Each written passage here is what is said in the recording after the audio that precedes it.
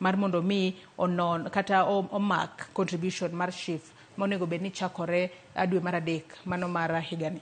Ing'eni ma kendo yot nikech en atamalo.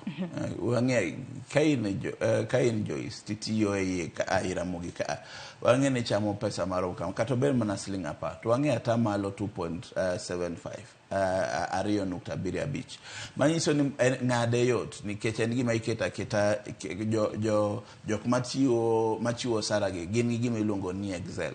Koro koketo Excel to keto kanyo ni goal 2.75 ka to gino wuok mayot mabe onge kwano moro matek. Ka en moro mopogre ni jok moko gin 5.5 kaka ni wakete choncha, jok moko igolo ni 3.5 jo igolo mopogre. Mane neno kaka oro kendo ne ng'ato ka ng'ato nyaka go kwande. Mato kiketo dichiel tiyudo pesa no mara moja maonge ni pod salary payroll adjustment debit mayot.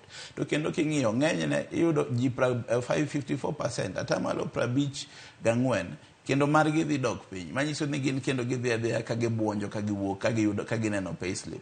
Ji matin sana ok ni matin sana to wawinjo pachgi jo ma atamalo 46 margi nyalo bet ne oidho matin kalure gi 2.75 mane ok ging'iyo go nikech jok moko ne chulo mang'eto gine gichulo atamalo mar piny.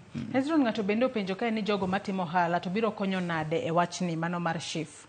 Biro konyo nade?